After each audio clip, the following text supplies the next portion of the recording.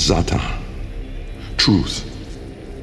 It began long before us. We who now live our perfect and dull, endless lives. It began long before these moon palaces and body markets hurling around our golden sun. It began long before our light coil thinkers, our radiation wars, our oil smoke. It began with us, the continuity and its twin, wanderlust. The need for unseen shores deep in our marrow.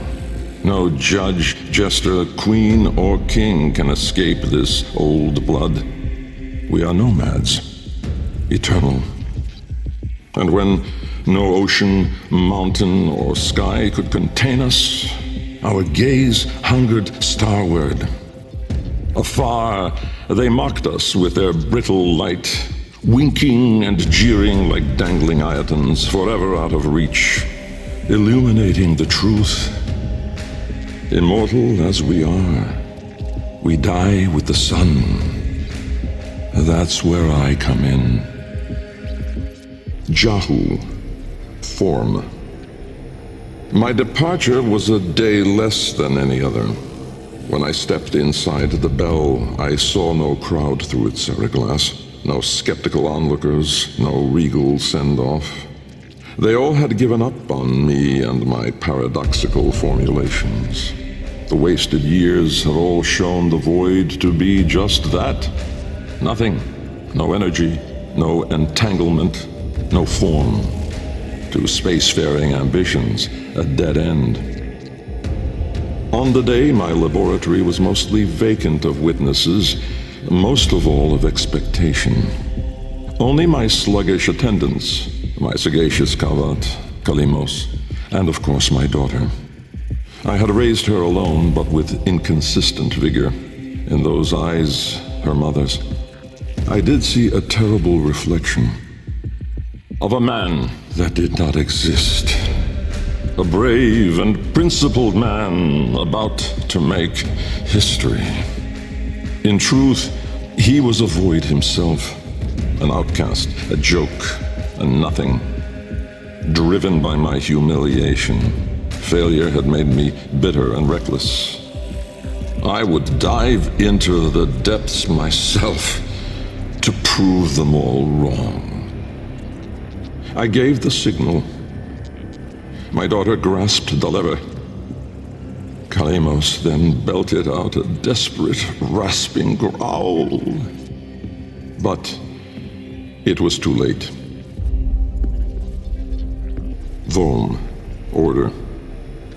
The calipers yawed open the wall between worlds, stretching there a black trapezoidal gap. A door, a mouth. It yawned in the light of the room, splintering it to mesmerizing, unearthly hues. And I, inside the bell, dropping obliquely toward it from my gallows. Mass and time rippled as a sudden vortex jawed before me. My head was vapor, my feet lodestone. The bell around me flexed like a rat paralyzed in a winding, gulping snake. I faltered in the awe of it, stumbling against the ceraglass, and with that shifted the bell's path through the wall. It grazed the caliper membrane, the edge of the door. No worldly edge was as thin, as sharp as could split even light. As the bell faintly grazed it, the ceraglass was all at once rendered like strips of flesh by Dax's blade. My enclosure was beheaded in an instant, but still I fell, sideways, into the void. Thas, chaos. Death was on me, I was certain. I was face down, eyes clenched, my heart pulsing the last of its seconds, and my lungs burning the last of its air. A sudden nostalgia gripped me. I grasped desperately for memory of a storm just past, the fumbling pitch of a child's song. Yet all these thoughts seemed to steal away from my mind like smoke through a vent. I would die empty. I then became aware of another sensation, physical, a web of pain, needles itching into my arm. At once I realized I was alive. Laying in the bell's shattered ceraglass, I groped the ground, warm stone, the floor of my laboratory. So, I had never left. And so, I had failed. Again. I heard a crunch alongside me. Someone stepping through the shattered glass. With great shame, I gasped and rose my head to face my daughter above me. But as I opened my eyes, it wasn't her. It was me. Riss. Light. The senselessness of it, the paradoxic, the vague, untimed form. I was alone, but not, for I stood there confronted by myself, a twin but no brother, a reflection but with dimension. Behind him, no horizon but a vast broiling sea of caustic light pierced at random by black pin stars, and closer, around me, a gale of flowing vapor, profane in color, billowing relentlessly into the nascent lack, seeking all directions. I was standing on a precipice of familiar stone, jagged and unanchored as though cleaved directly from the very floor of my laboratory. I wondered at the vapor's path, smoking outward more, leaving behind now the walls, the filigree gold, the rare cuts of marble from my home. I knew at once the vapor's source. I turned away, back toward the wall, the trapezoid I had yawed into it. Vapor erupted inward at the gap, but not just from there. For as I rolled my eyes back, I saw the same. A great steam of scintillation smoking out from my skull. Dumb in awe, I faced toward my chimerical twin. He spoke. Kra, time. An old name, unspoken in the centuries since my mother reared me. A soft hiss, soothing as a viper's gaze. Little Bengal. The other me reached out, offering his hand, gliding toward me without moving, as though the distance between us was now collapsing. A confusion, most euphoric, filled my mind. With the shred of wit that remained, I decided that I should run for my life. At once, crazed and frantic, I fled. But I made no forward progress. Instead, the world compressed ever more around me, as though I were an anchor pulling the shore to reach. When I arrived at the door, or rather, the door arrived at me, I howled, hurling myself inside, out. And then and there I was, lost and unlost, howling on the floor in harmony with my wretched Kalimos, lacerated in flesh and heart, scattered as the bell glass, spilling blood and stomach on the cold stone floor. But I sensed the other there, at the wall's breach behind me, reaching still. I screamed, but my voice was gone. Forever. I looked, but my eyes would never see again.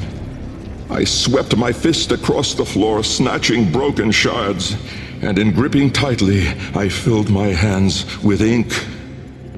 Close it, I wrote. Netra. Decay. Time, to us, is all but conquered. Our sacred kuva moves us on to new skin. We numb to our daily, yearly trifles, and remedy those memories that bring lasting misery. With all our misdeeds, our excess, our indignity, we are haunted by nothing. But not for me, for with each passing day, there grew within a tumorous idea. It was minute in those early days, the pale reaching digits severed on the floor, studied with reverence, with greed. And it swelled larger in the latter days. The regal domes, the rail dedications, the unholy Zariman parade. I had put the stars within reach, but at what cost? I never spoke of him, that man, trapped in the wall. And while there have been countless souls who have followed me through with their light skippers and field wave skins and very-eyed instruments, not a single one ever saw him. Me. And so it is that I will not take the Kuva now, or ever again. This is the last skin I'm in. Because of this idea, that I cannot be sure that in all that smoked commotion, in all that panic and fear, in that bending light and blinding dark, was it I who escaped? Or the other? Loke, void. From brooding gulfs are we beheld by that which bears no name. Its heralds are the stars it fells, the sky and earth aflame. Corporeal laws are unwrit as suns and love retreat. To cosmic madness, laws submit, though stalwart minds entreat. In luminous space, blackened stars they gaze, accuse, deny. Roiling, moaning, this realm of ours in madness lost shall die. Carrion hordes trill their profane accord with eldritch plans. To cosmic forms from tangent planes, we end as we began.